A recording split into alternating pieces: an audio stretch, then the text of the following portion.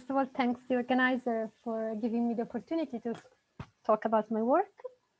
And yeah, this is, I'm especially happy because somewhat this is like meeting also old friends. Also, if it's a virtual meeting, this is really a good feeling.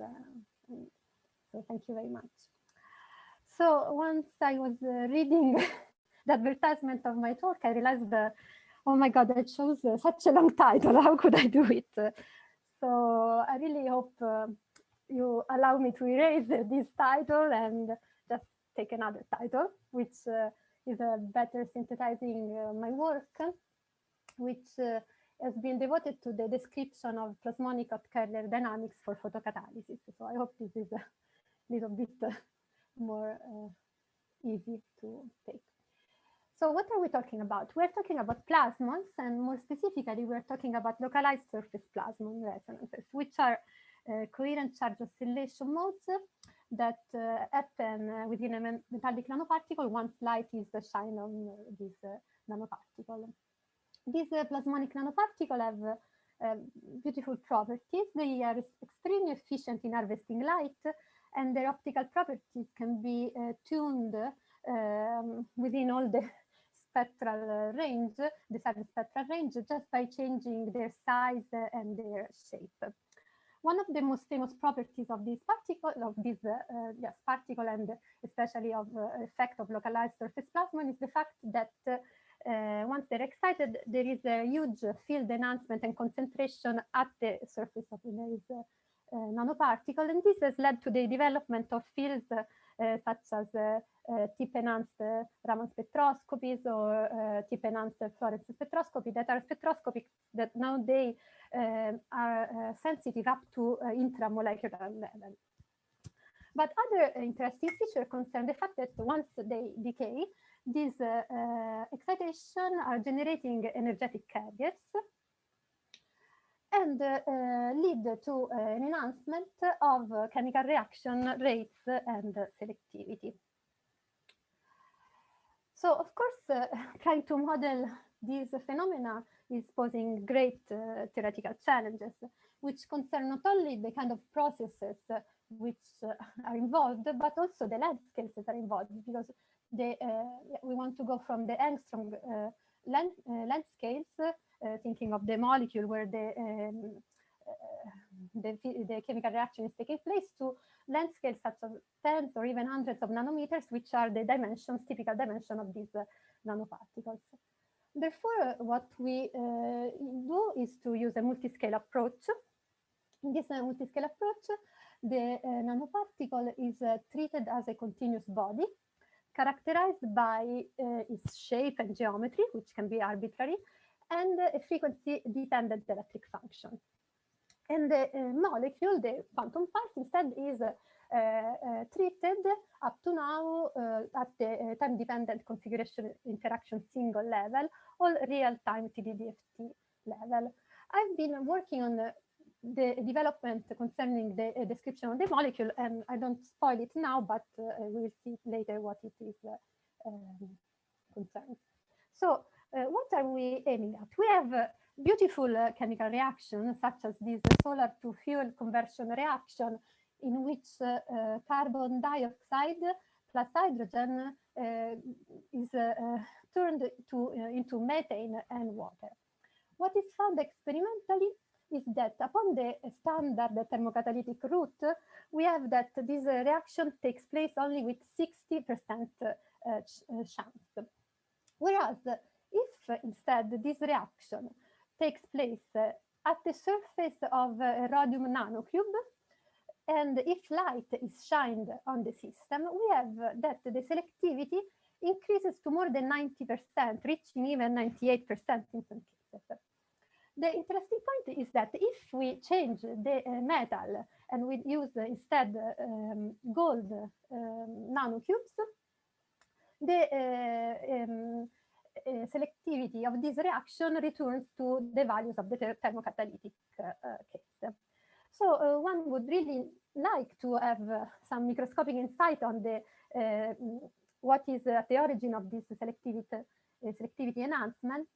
And this is not only to really let's say, explain this specific experiment, but also if we arrive at understanding the mechanism, we can also somehow exploit it to have better results. For example, in this case, the light that is shined on the system is ultraviolet, whereas it would be very nice to have the same reaction happening within the visible range. So very briefly, the outline of my talk is I will first introduce the methods and the developments that I've made. And then I will show you the application of these methods on two prototype systems, which are the lithium chloride and PNA molecules. And then we will see some very recent results, preliminary results, concerning this CO2 methanation happening at the surface of rhodium nanotubes. I will then try to conclude and get some to the perspective. So what is the physics that is in our model? It's somewhat simple. We have the light, we have this light pulse that is inducing in the nanoparticle polarization, and at the same time is perturbing the molecular electronic density. The two subsystems see each other through electrostatic interaction, so that anything that is changing in the nanoparticle is affecting also the molecular electronic density, and everything is solved self-consistently. The nanoparticle is described using the polarizable continuum model. And yeah, I don't have time here to go into the details, and this is a good review just to start from which one can start looking at this. The only point to keep in mind in the, now is that within this theory, the response of the nanoparticle is entirely expressed in terms of potentials that are generated by fictitious charge distribution lay on the nanoparticle surface. Of course, we must solve this on a computer, so the nanoparticle surface is discretized. At the end, we have this vector of charge, Q of t, whose dynamic is depends on this capital Q kernel, which is the nanoparticle response function, entirely fixed and univocally determined by the nanoparticle geometry and dielectric function. And of course, the external potential plus the electrostatic potential generated by the molecule at the nanoparticle surface. One can see that this integral equation can be cast in some cases into equation of motion for this charge distribution. And this equation of motion is coupled to the time-dependent Schrödinger equation, in which the molecular system is subject to this Hamiltonian, in which we have the H0, which is the isolated molecular Hamiltonian, not to be confused with the non-interacting electronic Hamiltonian. So this is just the Hamiltonian of the isolated molecular system. It can contain the electron-electron interaction at whatever level we want to, we choose to do. Then we have the coupling with the external field, and we have the coupling with the nanoparticle. Of course, if we choose a basis set for the electronic wave function, so we choose an electronic active space, the time-dependent Schrödinger equation takes a matrix form, and we have the excitation energies E lambda, the transition dipole moments among these within this electronic active space mu, and we have the transition potential at the nanoparticle surface. What has been done up to now is to couple this dynamic of the charges to a description of the molecule at the CI single level or at the real-time TDFT level. In one case, in the first case, we have some limited accuracy in the description of the excitation energies.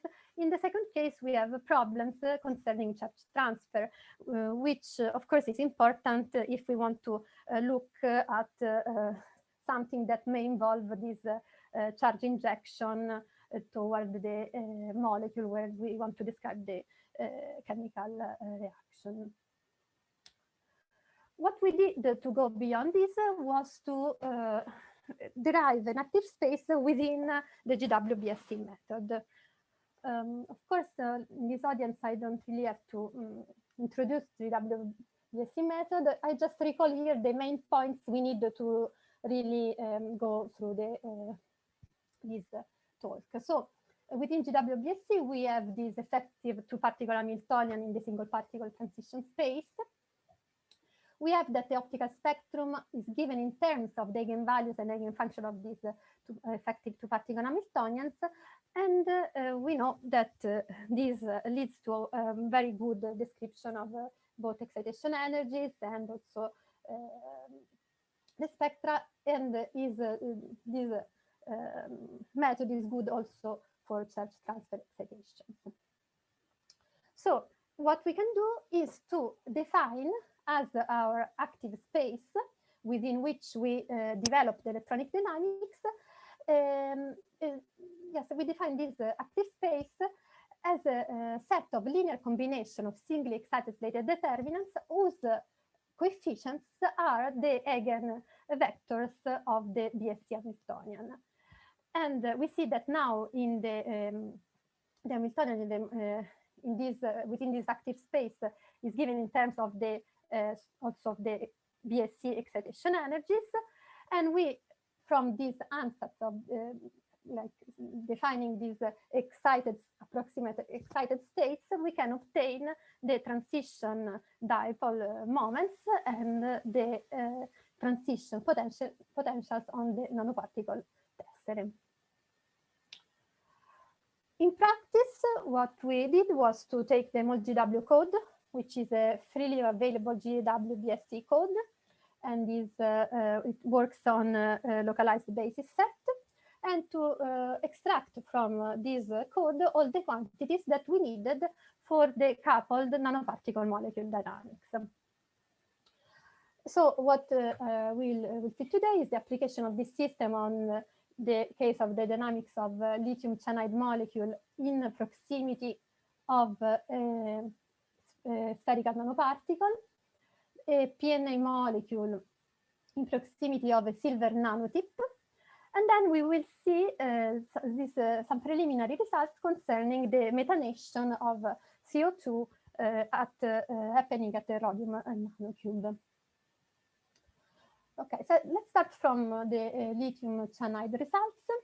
This is a really small molecule, is a kind of test system. Nevertheless, it has some interesting features. First of all, it's a prototypical molecule for the description of dipole switching. Indeed, if we shine light resonant with the dipole switching transition of this molecule, the projected transition contribution maps that we see here show that we don't have any contribution from the transition that go from the occupied orbitals of lithium into the virtual orbital of the CN fragment, whereas we have a strong contribution in which we have essentially an electron going from the CN fragment to the lithium, and this is just switching the dipole moment with respect to the ground state mode. Interestingly, also there is an ongoing debate concerning the capability of real-time TDDFT in the description of Rabi oscillation of this system. So what we did was to put this molecule close to the plasmonic nanosphere. The nanosphere had a diameter of 5 nanometers, and it was discretized using more than 600 tesserae. We were tuning the dielectric function of this nanoparticle in order to for the plasmonic resonance to match the dipole transition, the energy of the dipole transition state. And here are the results. So we put the molecule at increasing distance from the nanosphere. And we, what is here in these panels, we see the population dynamics of the ground state and of the state of the dipole switch state. What we see is that upon increasing the distance, we have that the Rabi frequency is increasing, and sorry, is decreasing. So as the Rabi frequency is proportional to the projection of the field that is felt by the molecule along the direction of the transition dipole moment, by knowing the Rabi frequency and the transition dipole moment of the molecule, we can extract the field that the molecule is experiencing at the distance. And here in this table, I report so if we just normalize with respect to the external field, we get the field amplification. So in this table, we see that indeed we have that the field that we can estimate from this relation is very close to the numerical value that at the center of the molecule that we get numerically. And we see that, yes, the nanoparticle is strongly enhancing the field that is felt by the nanoparticle. Next, we move to this PNA molecule close to a silver nanocone. In this case, we have that the nanoparticle molecule distance is set at 3 angstrom, and what we did was to scan the molecule in 3 positions. We used a pulse in resonance with the first bright excitation of the molecule, and this is what we found. And we found indeed that there is a dependency of the excited state lifetime on the position in which the molecule is scanned. So this is also something interesting because some experiments are revealing something similar to this, but with other molecules. So let's now turn to our target system. First of all, I must say that what we will focus on is the CHO dissociation. This is because the CHO dissociation is considered the rate determining step of the CO2 methanation reaction. And so our system is modeled in this way. We have our quantum portion, which is given by CHO fragment adsorbed on a 2-layer cluster, rhodium cluster, which is obtained cutting out from a 111 rhodium slab, and it is mimicking the nanocube vertex. The nanocube, the nanostructure, for the nanostructure, we employed the experimental rhodium dielectric function, and the dimension of this nanocube is around 40 nanometers. This is a challenging system, as you can imagine, because, for instance, only the quantum mechanical portion is containing more than 800 electrons. And when we perform the dynamics, we had to use the lambda state, the active space contained number of going from 500 to 2,500 states. At the same time, the nanostructure is discretized in using more than 1,000 tesserae. So this is very large system. Before going to the results, I also must add another detail, that is that in this case, we further included some effect of the environment. In particular, we included the effect of dephasing relaxation, and we did it, let's say, in an empirical way using the stochastic Schrödinger equation formalism, which is a formalism that is fully equivalent to the master equation approach for the time evolution of the reduced density matrix. In practice, what happens is that there are two terms that are added to our Hamiltonian, and they are stochastic terms including some average empirical dephasing and relaxation time that we scanned at different values. To obtain any physical quantities now, we need not only to have the time evolution, we need to have many stochastic trajectories, and we need to average over these trajectories. The results that I will show you concerning this approach will include the result of averaging over more than 700 trajectories. So with this approach, we now want to look at some insights on this selective enhancement in methane formation. And indeed, the general goal could be and is of this simulation is to study the role of the plasmon effect, the role of the electron dephasing, non-radiative decay. We also change the polarization, the pulse frequency, and also we could compare, for instance, what happens if we do the real-time TDDFT dynamics, or we do not really the real-time TDDFT dynamics.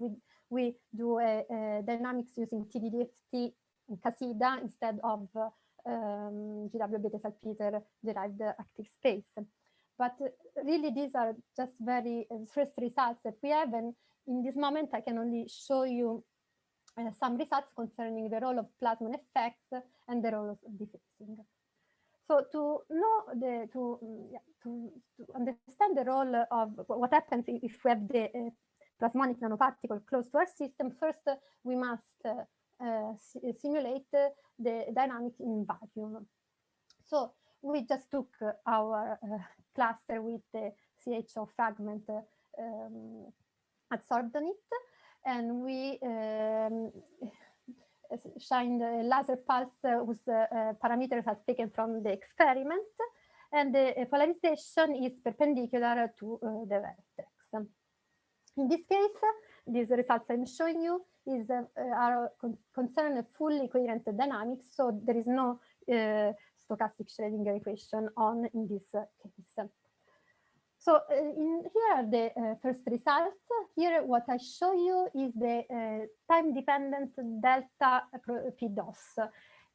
In other words, this is the time evolution of the population of the single particle orbitals projected here in the top panel on the CHO fragment and in the bottom panel on the rhodium fragment.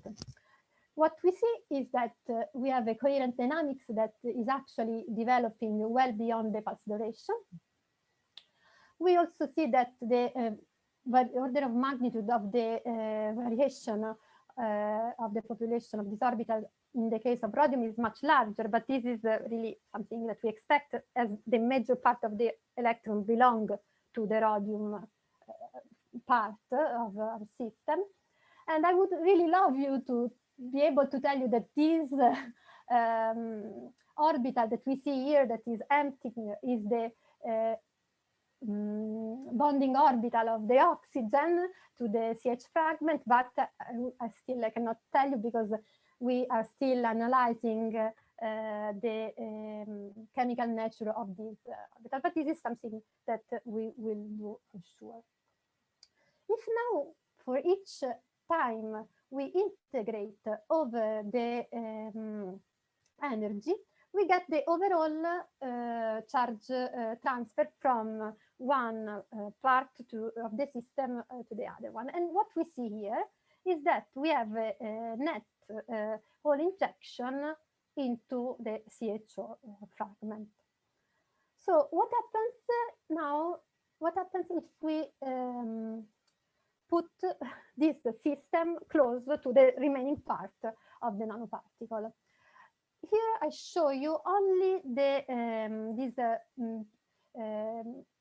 time-dependent delta P DOS projected into the CHO fragment, and I zoomed on the valence and conduction portion of the plots I was showing you before. In the left, we have the results, previous results. So in vacuum, here we have the results that include the plasmonic nanostructure. Also, in this case, the dynamic is fully coherent. There is no stochastic Schrödinger equation. So the first thing we see is that we have a 2 order of magnitude increase of the signal when we have in the presence of the nanoparticle. We also see that we have somewhat quicker response. So here we see this dip that is not present, that is almost instantaneously created within the pulse duration, and here we don't see it. And we see that also in some sense the states is the distribution among the orbitals is a little bit different. For instance, here we see this light line that is almost absent in the case of the in the presence of the nanostructure. When we integrate over the energy, we see indeed that we have an all injection that is enhanced by 2 order of magnitude, and we see that this charge separation is happening on a quicker time. So finally, we are looking a little bit also at the results that we obtain when we include also some dephasing. We included, as I said, using this empirical dephasing, average dephasing time of 5 femtosecond in this case, but we are exploring all the possible range of this parameter. And what we see here is that we have a very strong effect of the dephasing. We have that many more orbitals are involved in the dynamics, and we have also that somewhat this the signal is gets frozen. Also, we see that here we have this light, this green signal, then we have red, and then it starts again. We have some oscillation in the coherent dynamics, which seem frozen in the case of dephasing. If we look at the overall charge injection, we see that, yeah, indeed, we have that the decoherence, the dephasing is in this case further enhancing this all injection. And we see that is kind of killing the oscillation that are present in the coherent dynamics.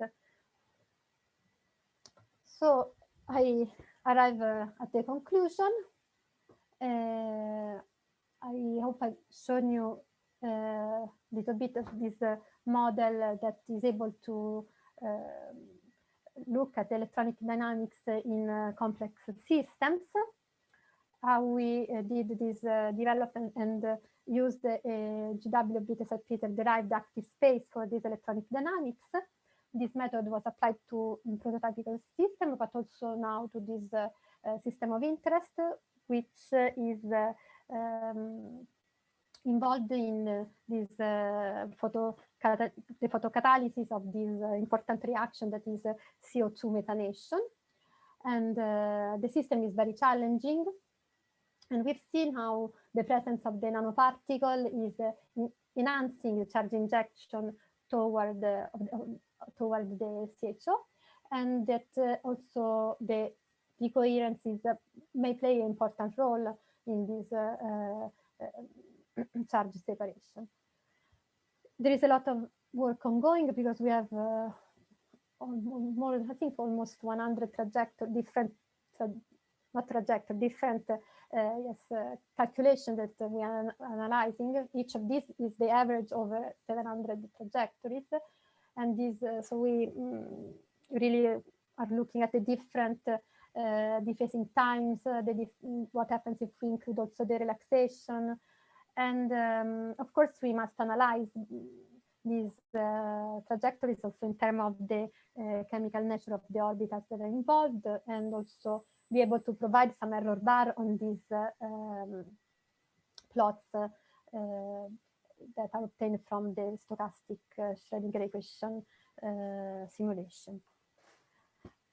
As a perspective, something that I think would be very, very beautiful and interesting would be to really couple these dynamics of the nanoparticle and the electronic dynamics also to the nuclear motion. In this way, you can really see if this charge transfer is triggering the chemical reaction, the desorption, the dissociation, whatever. Another important point would, in my opinion, would be to somewhat also get somehow an ab initio determination of these average dephasing or relaxation times. And then another nice, interesting perspective could be to have this PCM, so the evolution of the polarization within the nanoparticle coupled to a description of the dynamics of the quantum part described by real-time non-equilibrium Green's function techniques. And I leave you with the acknowledgements of all the people that are involved in this work, and I would like especially to mention Stefano Corni that allowed me to really carry out this work. And I thank you very much for listening to me. Thank you very much, Margarita, for this nice talk. So the floor is open for questions. If you have a question, yeah, since we are quite a lot, just to raise your hand virtually. Let me see if so I see that there's a question by somebody who's called Attack. You can unmute yourself and ask the question. Do you hear me? Yeah. Okay. I have but some comment, question. First of all, okay, when you consider this structure close to the molecule, should not you solve also the GW beta salpeter in presence of this molecule? That's the first question. The second question, I didn't understand your average. On what you average? I mean, you generate configuration. How you generate this configuration where you average? And finally, I make a comment. So I make a very short. Maybe you can find useful a work that was done by Mirta Gruning and Lorenzo Stella using PCM with a model Hamiltonian, real-time Hamiltonian. Okay, that can be just to have a look. Okay, ciao, Claudia. So concerning the first question, you right. So in principle, and this is something that we are working on, we should also, first of all, do this GW-BSE on including the nanoparticle.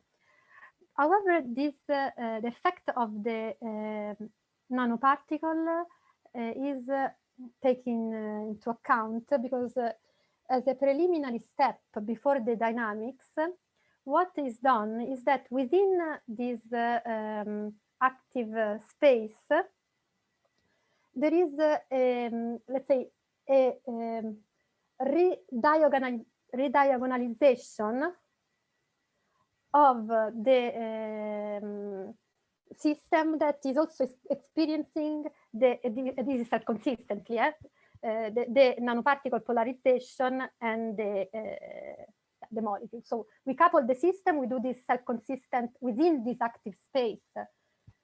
We do this self-consistent, let's say, equilibration, and then we proceed.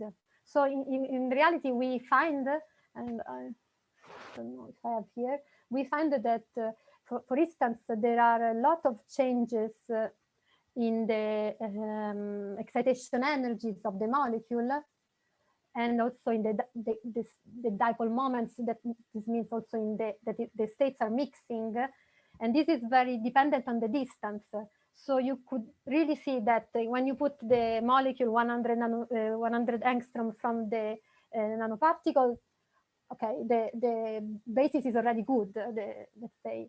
Instead, if they're very close, there is a very strong mixing within the states. But yes, really, this is something that is we would like to do, is also to already start from GW-BSE, also because this is something that could be interesting also in other framework, because the same formalism that we use here for the nanoparticle can be in a sort of way, if you take the geometry and you reverse it, you could think that is you can use it to describe the effect of a solvent, because instead you have a vacuum that is contained in a finite volume, and the rest is something that is a dielectric, polarizable dielectric. So, so this is the first question. The second one was concerning this. I don't remember the second question. About on what you average. What we average. Yes. So see, I was very maybe fast on this, but so we have I have some slides, backup slides on this. So we have the Hamiltonian in this case. You can refer to the other. Here I don't have the references, but I can give you. They were the one in the other slides. So we have an Hamiltonian that is made of the original Hamiltonian that I show you, plus some terms which are stochastic. This means that along at every time step, we have a sort of quantum, we extract randomly some value, we compare it to some distribution, and then a dephasing or relaxation event is happening. Depending on, so we have to do many simulation, then average over all these over this realization of the system. In this paper, I think, wait.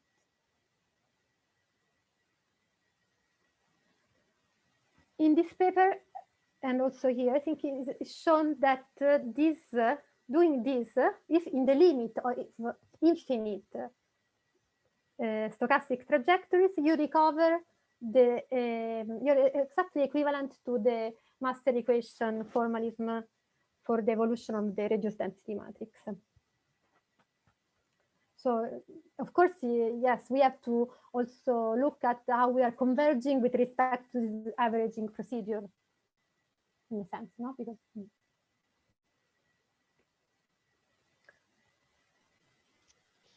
okay, thank you. Yes, sorry, Claudio, I had a note with you. I just looked in the participant list and I saw attacker. No problem. That's why in instructions I could not put nicknames to avoid embarrassment of the host, but I changed your name, let's say. Okay, thanks, Claudio. Thanks for the answer, Margarita. There's a question by Rex. Yes, thank you very much for the interesting talk, Margarita.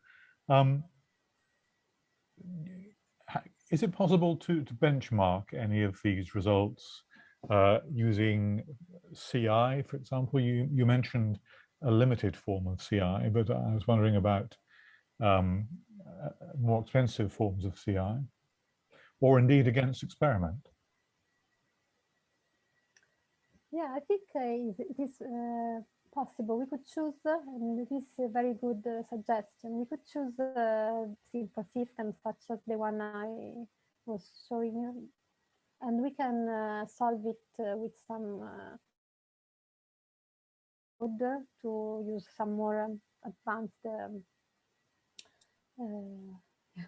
theory, some more advanced version of CI, and surely we could do it. And this is something interesting to do. And what has been done by I think Xavier Blas and Duchemin has been to benchmark the way GW-BSE is performing against, I think, really even oscillator strength and the description of also some excited state properties. Of course, we don't have the excited states, but we have, for example, the oscillator strength. And I think it was extremely well performing. I have, I don't know if you know these papers. I can give eventually the reference, and somehow these papers are presenting these many body perturbation theory methods to the quantum chemistry community, and yeah, they are really apparently GW-BSE is performing very, very well. So, and of Okay. course, systems as large as the one I was showing you, like 800 electrons and things like that, it would be impossible in the other way. Yes, I see. If I could just follow up then briefly. So if we can assume that the results are correct, and can we think about comparing the results with time-dependent density functional theory? Obviously, the usual approximate functionals are not going to be exactly correct, but presumably the exact TD-DFT should be able to predict the same correct answers. Have you made any analysis of how your calculations map onto, well, let's say, for example, TD-LDA or TD-GGA, in order to get some impression of what are the most important missing aspects of the usual TD-DFT functionals? Yes, we actually, the simulations in vacuum were performed using also TD-DFT. So this is something we plan to do. These are really results from the latest week. So things are really ongoing, but we have the same simulation, the same geometry, the same, no, not the same basis set because it was another code, but comparable basis set, one using the GW-BSE active space and the other one using, let's say, the same active space, but using the Casida equation, so using a TD-LDA. Yeah, I'm very curious actually to see if this charge transfer is okay, is not so huge because we are in vacuum. We don't have the effect of the nanoparticle, but already we could see some differences. Thank you. I'll look out for the preprint. Yes. I don't know. Are there other questions? I just wanted to clarify. So the results that you showed for the was a rhodium cube. That was all within TD-DFT, at least when you take the two layers. No. So this, what you're seeing here is GW-BSE, but we have in the computer, but still not analyzed, the same with the same parameters of SSC parameters, the same relaxation times, etc. We have calculations in the vacuum also for TD-DFT. We don't have the comparison now. We still have not analyzed those trajectories, but this is something we plan to do. Okay. Because do you think it will give big differences with respect to GW-BSE? I mean, I don't know. Yes, I think we can expect some differences concerning the way the localization of the, yeah, I expect, I mean, this is something that one of the reasons beyond this work was also to be able to be sure we are describing charge transfer excitation in a good way.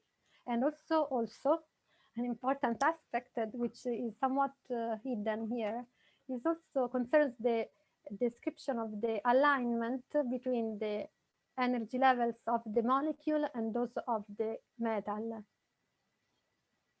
The single particle energy level, the GW energy, which DFT is not able to, at least with the standard functionals, etc., is not able to really have a proper alignment at the molecule metal interface. So this is also something that I didn't mention here, but for which really we needed to go beyond what was already. Okay, just another quick question. You mentioned that you took the dielectric function for the rhodium from experiments. Is that the bulk dielectric function, or is there a measurement for the nanostructure? I mean, It's the bulk. is a bulk. Actually, is the also this part was mainly the work of Giulia Dell'Otto, PhD student in the group, and she developed because in the first this all this code was running. You could only use Drew de Lorentz form of the dielectric function, and she generalized this. This is in this paper here. Sorry. And she generalized it to the possibility of using this work here, using an arbitrary dielectric function that is fitted you have a sum over poles, let's say, and you fit the whatever experimental dielectric function you have into this sum of contributions from a sum of poles, and then you see again that you have you can have an equation of motion for the surface charges, and it's a little bit more complex, but at the end of the day, you keep the framework the same. Okay, thank you. Are there other questions? Rex, you have another question, or you just have your... Sorry, I forgot to put my hand down. No problem, just checking. Are there other questions? Does not appear to be the case. Let me check. Well, okay. So thank you again, Margarita. Thanks everybody for joining. So hope to see you next time. I don't remember the exact date. It will be towards the end of October, the last Friday of October. And so have a very good weekend, everybody. Bye bye.